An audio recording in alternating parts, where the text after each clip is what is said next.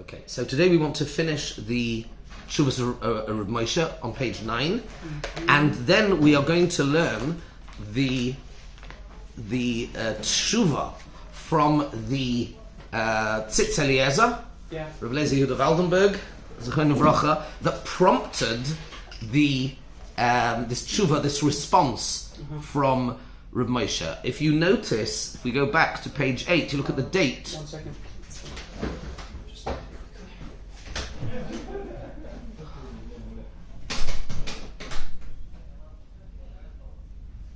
So if you look at the date of the Tshuva of Reb Moshe, it is Isru Chag Sukkot Tovshin Lamed Zayin, 1977,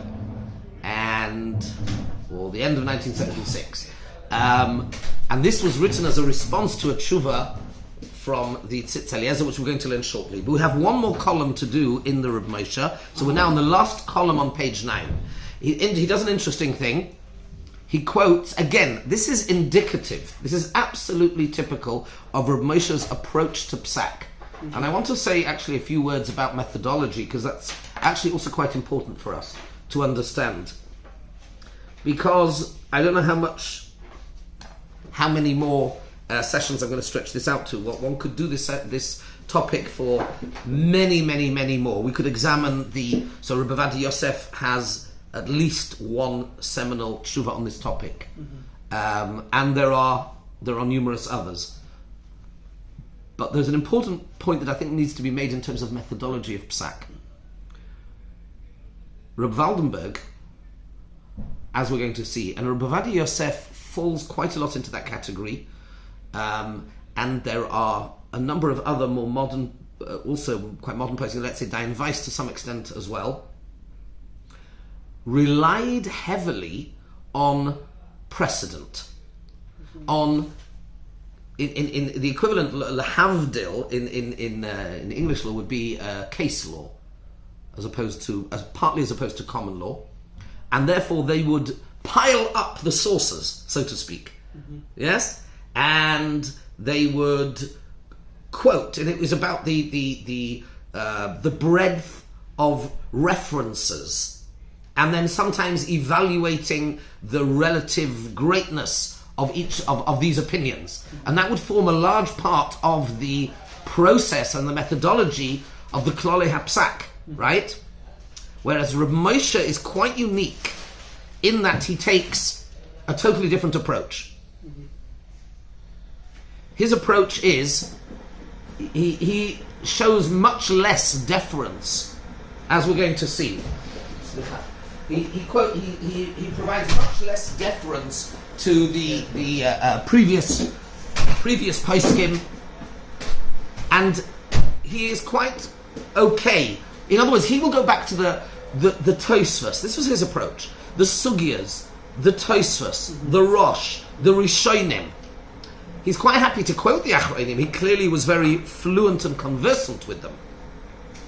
But he is equally confident enough, respectfully, to disregard their approach if he feels that his approach, the Lomdus, the principled analysis of the primary and secondary sources, justifies it.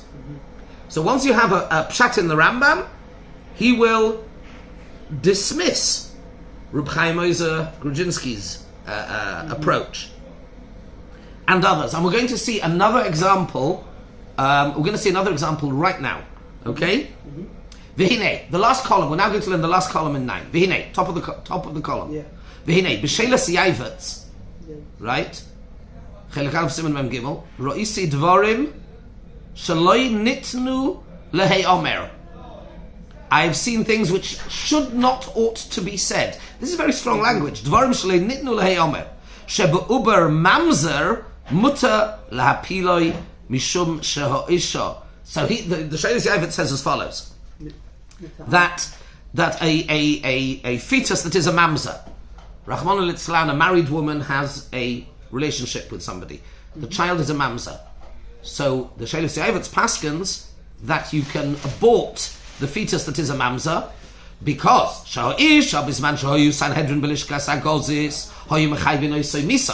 Had she been around at the time of the Sanhedrin, it would have been a capital offense for a married woman to have and both her and the person she was with would have been put to death. And they wouldn't have waited until she's put to death. Mikra de gam shnehem. We learn from the pasuk gam shnehem nechshav avlad kabar katola, the fetus. Correct, but not Yoshua Lamashber. When she is just pregnant, then the fetus is considered bar katola umuta v'gam mitzvah lahapiloi, and it's mutter and indeed a mitzvah to abort. Even though nowadays there is no Sanhedrin, v'af dina lo yigomru v'lo yigomer lemisa, and there has been no gemar din. Gemar din is the psak, the final decision-making stage, where the Beis Din pronounce the verdict. Gemar din. V'gam lo yihisru bob din dalad misas din dalad misas lo botshu. So even though there's no warning, even though there's no Sanhedrin, and there is going to be no decision, no announcement of any decision, he therefore says, but given that, were we to have had a Sanhedrin, so that reveals to us the status of the fetus even today. This is what the Sheila Ze'evet says. And now listen to what Rav Moshe says. Umamash dvarim betelim heim. That's very strong words. Dvarim betelim means these are, how should I translate this accurately? I don't want to overdo it or underdo it. But dvarim betelim basically means they are... Empty word. Maybe that's the best way of putting it. I'm only hesitating. I could use many words, but I'm hesitating to make sure that I translate it accurately. Dvarim betelim, they're empty words. They are, in other words, they're almost not worthy of serious consideration. That's what he's saying. They're dvarim betelim. Even though a great man wrote them, and this is not to disparage the person, but the view is unacceptable. And why? Well, now let's look. Now Rav Moshe has set himself up. There's a task here to be done. How do we demonstrate that it's wrong? Ki kol chayve misas afilu oved avodah zara umechalel Shabbos. Anybody who is ultimately chayav misa, even if he's oved avodah zara and he's been mechalel Shabbos, ubal ho'eroyos be'edim u'bahasra gemura. V'gam kva bodinoi lifnei Sanhedrin v'noita lehem adin shechayev misa. Imagine somebody who has ticked all the procedural boxes. He had warning in front of two Eidim. He's come in front of the Sanhedrin. They've taken all the Eidos. They've cross-examined, and they go out. I don't know. Let's say they go out for a coffee break. Actually, they won't go out for a coffee because on the day that they pronounce somebody to die, the Beis Din fast, the Sanhedrin fast. Oh, wow. Fun fact. I mean, not fun, but just as a sidebar. They're going out for, I don't know, final deliberation. And it's pretty obvious what the verdict is going to be. But as long as they have not actually physically pronounced the verdict, what would be if at that moment in time, let's say it was Shabbos, for argument's sake, theoretically, they're not going to do this din on Shabbos, but theoretically, what would be if, or I can give you another example, that person who is about to be pronounced to be put to death, all of a sudden gets very, very ill, and they need to give him treif to save his life, or one would have to be Mechal Shabbos to save his life. Would we save his life? Would we have an obligation? Yeah. Absolutely. Because until that moment in time that it is pronounced with a finality that this person is a bar katola, until that moment in time, the value of his life is exactly equal to any other nefesh in Yisrael, and we would have to be Mechal Shabbos and do anything and everything to save him. Therefore, says Rav Moshe, I cannot accept what the Sheila Ze'evet is saying. Given that today we don't have a Sanhedrin, there is going to be no pronouncement. There hasn't been, and there isn't going to be. And therefore to suggest that because Bisman HaBayis, when we had the Sanhedrin, that potentially this person would have been, the fetus would have been put to death, could have, would have, should have, it ain't going to happen. And therefore we have an absolute chiyuv to save the life of a fetus that is a mamza, that is 100%, and therefore he totally dismisses. That's the nib, that's the gist of his argument. Does it say before the verdict, or before it was spoken out, or even afterwards, before the actual... No. Once it's been pronounced, it's different. Then he has a different... At that moment in time, it is the act of Beis Din pronouncing that he is Chayav Misa, gives him now a different status. If somebody were then to shoot him, although it would be forbidden, but we wouldn't put that person to death. Okay. So Okay? That changes after the verdict. Okay. After the verdict. But given that nowadays it's not going to happen, he says, go down to the next bit that's underlined, Vim Kain, Bizman hazeh sheleka Sanhedrin, even b'mezid Gomer and Basra, hu ka'odam kosher shehahoyrgei chayev misa. That person, if anybody were to kill him, he'd be chayev misa. And therefore he totally... Go down to the bottom of that column. Yeah. The bottom of that paragraph. V'shora le'more lahayayvetz al dvarov elu, which is just a polite way of saying, I don't know what happened to the Yavets that he could say such things. Ve'ein lahashgiach al teshuvoseizu. Take no notice of this responsum at all. Then, right at the end, and this, by the way, is indicative of Reb Moshe. Reb Moshe, Zechet Tzaddik Livrocha, had this capacity, as many Gedolim do, but he had it in he was particularly, it was well known, he was particularly humble, incredibly humble, even though he was the unquestioned Poisek Hador, certainly in America. But he was humble, he would still answer the phone personally. He had no airs and graces at all. He was Ha'ish Moshe Onov Ma'oid, right? But when needed, he could be unbelievably, not aggressive, but not forceful, but assertive. Assertive. And the tone of this psak, he is quite comfortable to dismiss a number of quite heavyweight halachic opinions on the basis of his thesis, on the basis of his analysis of the primary sources of the Gemara, of Tosfos, of the Rishonim, where he has demonstrated this is the way, and therefore he is quite happy to dismiss the opinion of others, to the point of, as we've seen in this Tshuva on a number of occasions, saying this is against. Now he's not doing it just on his own. He's saying this is what Pshat in the Rambam, this is Rov Rishonim, and therefore. And now we're going to, it occurred to me, the way he wrote this tshuva, one of the ways you can see this is because I can imagine that possibly other people who are writing this tshuva would start off with the background, the historical background. They would say, I have seen a tshuva written by Rabbi X, and I cannot agree with it for the following reasons, and then go through all the halachic analysis. He does it the other way round. We have had 2 pages of complex, detailed halachic analysis. And right at the end, in the final paragraph, he's giving us the background. Kosavti, you hear that? Yeah. Just a thought I had as I was reading this. Kosavti kol zeh le'inyan hapirtza hagdoila ba'olam.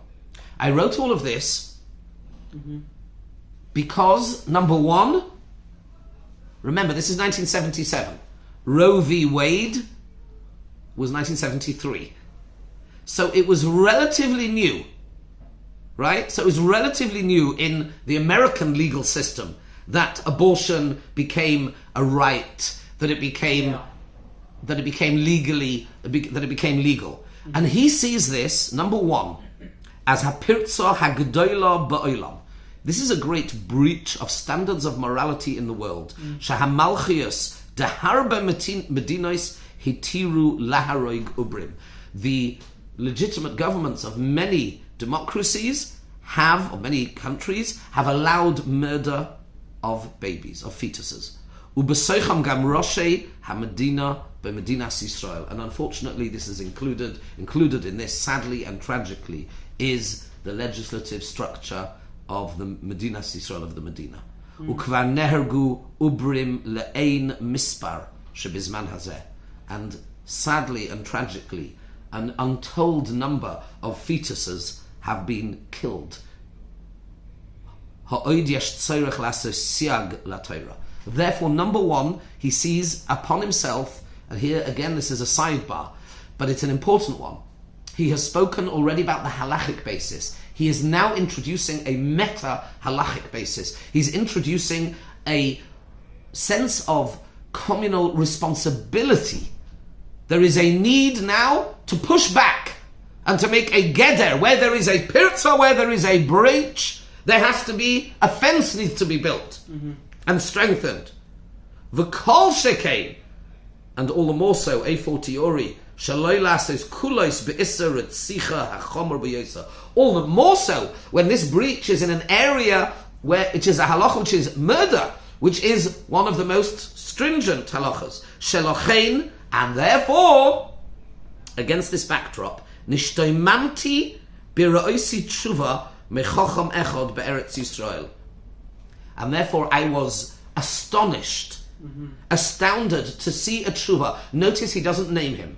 Right. We're going to name him and we're going to learn his tshuva. When I saw this tshuva mechocham echad be'eretz Yisrael, hanichtav lemenahel beis hacholim shari tzedek. I saw this, a psak from a chocham echad in Eretz Yisrael, who written to the menahel of the hospital Shari Tzedek, the nitfas b'cheveres Asya Yud Gimel, and it's now been published in medical journal, halachic medical journal Asya, hamatir havlodois shalidei b'chinas hareifim kashehu uber yoser migimel chadoshim sheha uber hu b'machalas teisaks lahapiloi. The truva is that he allowed the head of the Obengaini department in Shari Tzedek to abort the fetus, which is more than 3 months in its gestation, that will be Teisaks. Umitzad ze hikdim, and on that basis, this Chocham Echad, we know it's from Waldenberg, we're going to learn this truva shortly. Umitzad ze hikdim, she'etzem harigas ha'ubrim hulaharba poiskim rak midrabanan. And he starts off his rationale and his basis, in the last column, on page 9. And he starts off his rationale by saying that according to many poskim, abortion is itself only midrabanan. Va'afim hu midayraisa, and even if it's midayraisa, hu rak mishum geder binyonoi shalolam. Even if it is min HaTorah, even if you concede, he's quoting Rav Waldenberg here, that it is min HaTorah, it would only be midayraisa from the perspective of building the world, population. Avol machmas ibud nefashos ein nidnud klal. But from the perspective of murder, it isn't. Vehevi mi maharit hatshuva the Simon Tzadites hamatir. He brings the Tshuvas Maharit in Simon Tzadites, who seems to be matir. V'loi hizkir, however, he didn't mention that Simon Tzadizayin oiser. This is something we didn't even go into. This appears to be a contradiction within the Maharit. He doesn't bring the other one. V'gam kosav shashelas yavitz, and he brings the shelas yavitz, which we just learnt this morning, right? The column, that one that we just learnt. Matir afshe osa befeirosh. He says he misquotes the shelas yavitz. Even though the shelas yavitz forbids it, and only allows it in the case of a mamzer, he just quotes it. In other words, he's actually charging him with misquoting. Because the Shelas Yavetz uses the Lashon that with an uber kosher there's a tzad to be makel l'tzorech gadol, af sheborur uposhut the Lashon yesh tzad lahokel. Even though it is absolutely evident that the Lashon of yesh tzad lahokel, who ka'amor sheyoset tzedadim ikaleser, is that there is a tzad, but of course there is a tzad. That means versus many, many other tzedadim, the other way around. And what about Malshut Rav Pa'olim? The Ben Ish Chai has a tshuva. Shagam Kain hu yorei lifsek bezeh. Even though he is somewhat lenient, but he is very careful. Shalachein masik leheter b'teiksaks lahapil ad shiva chodoshim. And therefore, this posek, Rav Waldenberg, allows them to do an abortion with a teisak fetus up to 7 months. V'loi muvan zman zeh shleimotzinu klal. Number one, says Rav Moshe, where did he pluck out of thin air this 7-month figure? It is not mentioned anywhere. It is a threshold, it's a criterion that would not appear to have any basis in halacha. Where does this magical number 7 months come from? Number one, ubaror uposhut kidakosavti halacha habrura al pi rabbeinu harishonim hamaforshim v'hapoiskim mamish she'osur b'din retzicha mamish. Says Rav Moshe, he's wrong. It's as simple as that. That is the tone of what he's saying. It is clear on the basis of all the evidence I have presented that it is absolutely, not only is it Osa, but it's Ritzicha. Kol uba bein kosher, bein mamzer, bein stam ubrim, ubein hayiduim l'chayli teisaks, shechulon asurin midina mamash. It is also min adin mamash. Ve'ein litois. Do not make a mistake and rely on this tshuva, on tshuva's chacham zeh. Do you see that word? Rav Moshe is saying that to rely on Rav Waldenberg's psak here is a mistake. He uses that word, and therefore I will be unapologetic. I'm translating ve'ein litois. Do not make a mistake. Rav Moshe, that one word is a very powerful word. Mm-hmm. To rely on Rav Waldenberg according to Rav Moshe would be a mistake, a tos. Al tshuvas chacham zeh v'shora le'morei b'zeh, which is a polite way of saying I don't know what he was thinking. I have respect for him, but I cannot. It's not even Rav Moshe saying it's not a machlekes. I'm not arguing with him. I'm telling you that he's wrong. That's his view. Now we now have the whole context. Now we will learn the tshuva that he's referring to. Okay? So, now what's interesting, look at the dates. This is Yud Aleph Sivan, Tavshin Lamed Hey, so gesund. That was Sivan, and for some reason the answer is dated Kislev. It is a long time. By which time, so I imagine he probably wrote it at the time. It's a bit of an anomaly. I don't know what's going on. And Rav Moshe's tshuva, here, this tshuva at least, is Sukkos Tavshin Lamed. Is that Zayin or Vav? Looks like a Zayin to me. So there is some delay here of at least a year, 6 months. It would have to look at the chronology. But either way, he is definitely referencing this Chacham Echad to Shari Tzedek, and you'll see this absolutely. This is so. First, we have on the first page here. On the first page, you have the Shaila. This is the question that is posed by Professor Dr. Meir Hamanayla Klali Beit HaCholim Shari Tzedek. And this is the question he wrote to Rav Waldenberg.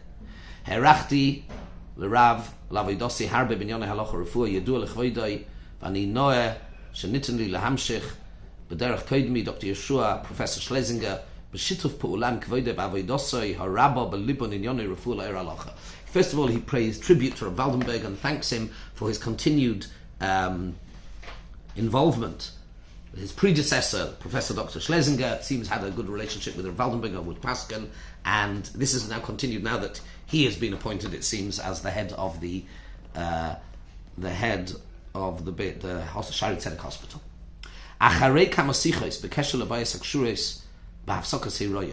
After a number of conversations about terminating pregnancy, I'm turning to you. I'm just going to do a free running translation, okay? You can follow with me. I am turning to you to hear your perspective, your Das Torah on a number of inyanim which have to do with this because of developments, medical developments, recent medical developments. They're all related to an illness which has been known for a while, and I would like to explain to the Rav the symptoms of this syndrome and the questions and the implications that it has for the families about having children. This machal is called Tay-Sachs, and he gives we're not going to spend time on this. He talks about the genes. He talks about the life expectancy. He's doing the responsible thing. He is giving the Pesach all the available facts and the different hashlachot, the consequences, etc. And therefore, let's go to the end of his question. And therefore, he says, I would like clarity. He's asking Rav Waldenberg, I'd like clarity on the following 2 points. Aleph, zug tzair ha'omed lehitzchatein megala bibdikas damas nechus hagenim hamazikim elu. There is and this, by the way, now today we have to Rishorim precisely to avoid this happening in the first place. but in 1970s they didn't have Doirishar, right? So a young couple who have done a genetic test and they have revealed that they have these genes. Should we tell them? Is it possible that they should get married but not have a family? What do we do? That's Aleph. Base. Ha'im lirois b'machal hazu asher teitzah koi chamuris v'koi vadois matzav maspik chomor k'dei la'afsher. And then number 2, if they do become pregnant, and is that enough grounds for an abortion? Or is and if there is grounds for abortion, would this be okay even after 3 months? Or do we say the cutoff that 3 months is an absolute cutoff point? And there's no way that you can allow this for pikuach nefesh at all. Those are his questions. Now let's go to the tshuva. Fine. Hashe'ela, over the page. Over the page, top of the Hashe'ela. Okay? The question is, Oidas hafsokas heiroyin biklal hamachla nikrotesaks, that the test reveals Oid b'shlav heiroyin hamachla. So he talks about the. He first sort of reviews the thing. V'hinei, Aleph, go down to the next paragraph, V'hinei. He's just really reviewing the Shaila. V'hinei, Achar ha'ien b'dovar b'koived roish, after I have sat and contemplated this and given it all the due attention that it deserves, and I've treated it with this solemnly, b'chol tzadiyat ha'nesunim shebebai amura, nira lefiane es daiti, it occurs to me, it is my view, al yisoid habirurim anarchavim, that I already wrote about in another volume. In this particular case, where the outcomes, now here he's beginning to focus immediately on the consequences of the child being born, are so severe that it is possible to abort up until 7 months, in such a way that it shouldn't be done with it should not be accompanied with any danger to the mother. From 7 months and onwards, of course, it's more problematic, because then, in many respects, the child after 7 months is fully formed. Borur, next paragraph. Borur uposhet hadova ka'abalocha di Yisrael einay neherag ala ovrim. It is absolutely clear and uncontested that a Jew it isn't a capital offense for a Jew to abort a fetus, except for a few minor poskim who hold that there is an issa.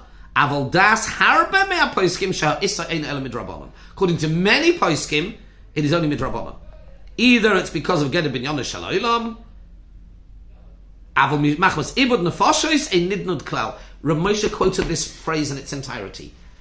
Says Rav Waldenberg, there is absolutely no view that would hold that if it's also for a Jew, that it's because of murder. Rav Moshe rejects that outright, and it is Rav Moshe's opinion. It's fascinating. Here we have two poskim who have such opposing views as to not only what is their view, how do they view the consensus amongst Gedolei HaPoskim, Rishonim and Achronim. Rav Moshe has, in his view, Roiv Rishonim hold that it's an Isser Ritzicha, and according to him, Roiv of them hold that it's only Midrabanan. And if it is Min HaTorah, it's because it's going against building up the world. Absolutely fascinating. And therefore he quotes the Marit. Rav Moshe says, yeah, you only quoted one Marit. There's another Marit which argues on it. Right? Ukazois, then he brings the Shelas Yaivetz, that's the next paragraph, which we learned this morning, where Rav Moshe says, first of all, Rav Moshe says he misquotes the Shelas Yaivetz. And then Rav Moshe says, even if the Shelas Yaivetz, even in the case of the Mamzer, Rav Moshe argues totally with them. And by the way, we have, I will draw your attention, while we're doing this, on this point, turn to page 13, a tshuva from Rabbi Eliashiv. Just while we're in the middle of doing this. Okay? And I'll give you the background. There is an organization, there is a very special organization in Eretz Yisrael you may have heard of, it's called Efrat. And what it does is, it provides support and financial assistance to couples in Israel who want to abort a fetus for financial reasons. And it will provide them with financial support. Often the reason is people are, we shouldn't be light-hearted about this, people are caused by mistake. There are people who the mother becomes pregnant and it was a mistake. Their birth control didn't work or whatever, it doesn't matter. And in secular society, well, look, we can't afford another baby. And they offer incentives. It actually created not for now, but you do your own Google research and you'll find out that in the Israeli secular press there was a backlash against this organization called Efrat. I think it's still going on. But the Gedolim supported it. They just want to support parents and take away another reason they shouldn't abort. You can't afford it, we'll help you. They help them financially. To achieve? Wants to prevent an abortion. Okay, a mother is pregnant. I was like... No, a mother is pregnant Right. and they... Right? Right. So, somebody wrote... So the head of the organization wrote to Rabbi Elyashiv, look at this, right? Bottom of page 13. L'choida Reifei HaMefurusam, Dr. Shushaim Shlita, Yoshev Reish Agudas Efrat, Rav Shloimim. Nizbakashti, and this I'm doing in parentheses in the middle of the Tzitz Eliezer. Yeah, we'll go back to it. Nizbakashti lashmir stati benidin del halam. Says Rabbi Elyashiv, I've been asked to give my view on the following. Heyois ubemizgaras pilas Agudas Efrat. Because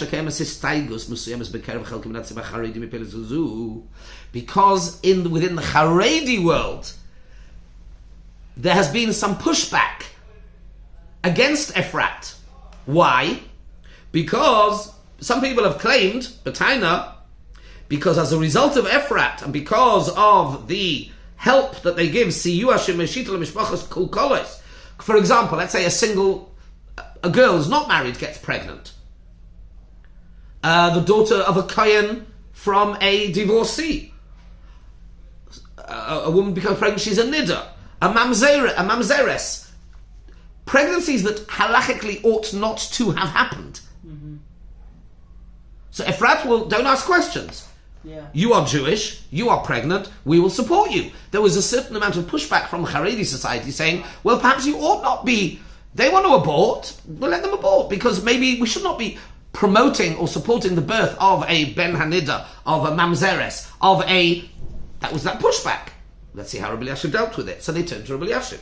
V'hareini lahashivai, says Rabbi Elyashiv, let me respond. The Rosh in the end of Yuma brings the Ramban, and he quotes, Mashma mitred ribal alochas, de mishum sakonas havlad l'chudei mechalalim afilu lekel mechash l'dida. We focus exclusively on the need of the fetus to survive. And the Chavos Yoyer, that's the Rosh. The Chavos Yoyer says, quotes a quote from the Chavos Yoyer, Ein chiluk bein hayos ha'muberes ishtoi ha'nesua u'keshera shebenoshem oy mamza me'eshes ish. Says the Chavos Yoyer, it makes no difference whether the fetus in question is the kid of the biggest Rav and Rebbetzin in the world or an eshes ish, a mamza. Shaharei lo nifleis hi mimcha dedin mamza l'chol dava kedin Yisrael kosher. Surely you have not forgotten the halacha, writes the Chavos Yoyer, that a mamza, from the perspective of the Jewish identity, halachic status, is exactly the same as any other Jew. In fact, I mean, we can, you know that the mamza Talmud Chacham kodim l'kohen gadol ha'ma'aretz, right, in Horius. A mamza Talmud Chacham, somebody who is born within a disadvantage and makes the most of their own situation and becomes a Talmud Chacham, can be the gadol ha'doyer, theoretically. No reason why not. Yeah. And he comes before. It's a question of who to honor first. Long before the Kohen Gadol, who's an Am Haaretz. In the Jewish world, there is no greater. The biggest insult you can give to anybody, the biggest true insult you can give to any Jew is that he's an Am Haaretz. Yeah. That is our. Why? Because it's not about blame. It's not about. You shouldn't go around insulting anybody. I don't want to be misunderstood. In our scale of value, it's not the billionaire. It's not the sports star. It's not the... It's not your wealth, it's not your strength, it's what you do with it. You can be very brilliant, and know very little. It's somebody who sits and learns and acquires knowledge, who takes the time and the effort to imbue himself with Torah values and to learn Torah. Mamzer Talmud Chacham is before Kegod Lamoretz. Let's go on, next column. Gam shenis arba mipsulei kolum me'eshes ishta vlad mamzer. Hadvarim loy nitnu lehei omer. Says the Chavos Yoel. These are words that cannot be said. Shebu'uba mamzer eza heter lapiloi. That chas v'shalom there should be any sort of heter to allow you to abort a fetus just because they're a mamzer. Ubechein hash'elo hazu, says Rabbi Elyashiv back to him, Eino tzorech lefonim. This sheila should never really have been asked. It is so blatantly obvious that this pushback from some in the Haredi community is utterly misguided and wrong at every level. What would be if you have to be Mechal Shabbos for this mamzer? Rabbi Moshe makes a similar argument against the Sheila Siayvitz. He said, of course you'd be Mechal Shabbos. Harry Milsa de Pshitahi, it is blindingly obvious. There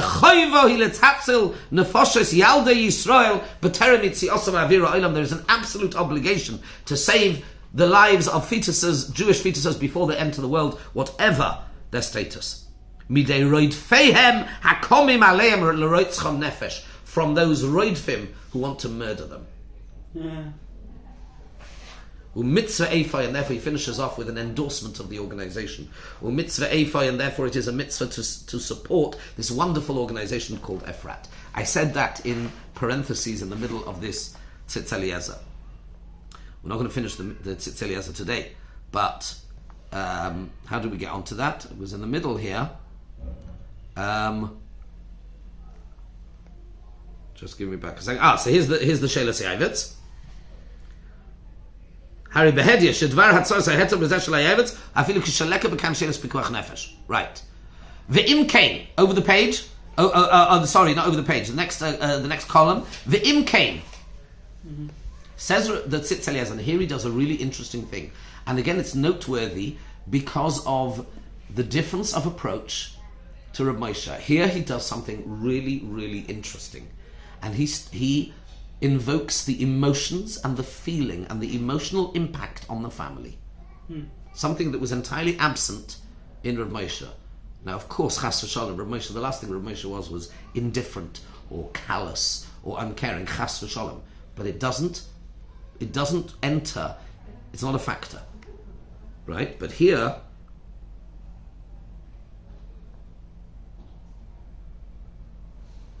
he says as follows: can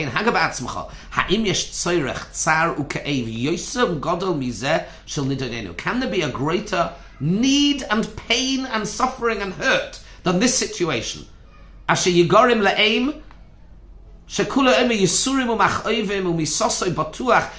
in Nebuchadnezzar Tesax is going to only live a few years, however long that is. It's definitely going to die. And the eyes of the parents, it becomes very melodramatic. It's fascinating to look at the language. And the eyes of the parents look and they seek who is going to help them. Fascinating language. And of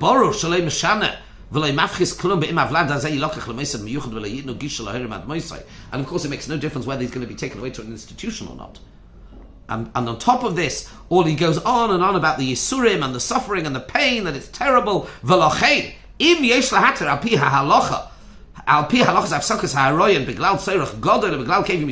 Therefore, if we can find some halachic license under the rubric of permitted abortion, we definitely ought to do so. So, of course he is invoking halacha. He's not chas v'shalom, he's not conservative, he's not reformed, chas v'shalom. He's saying, if there is a way that we can use halacha and find a heter, there is an imperative to do so. The emotion is a factor here. Fascinating. Absolutely fascinating. V'zois ladas. Next, ois base. V'zois ladas. Ki b'divrei shel hamarit v'yayvetz lo nizka klal sheyeshna keilu hefresh bein toich gimel chadoshim bein achad gimel chadoshim. And here he starts laying some more groundwork. He says, if you look in the words of the Maharit and the Yavets, who seem to be permissive for abortion, he says they make no distinction between 3 months or not 3 months. And the only difference that they make is between whether it's in active labor or not. And therefore, as long as there's no active labour, if there's a heter for abortion, there's no difference whether it's before or after 3 months. That's the next point. And then, we're not going to finish this today anyway, so I'd rather stop at this point. We'll stop at Eis Gimel, and we'll continue here. Oh, it won't be. It'll be on Monday.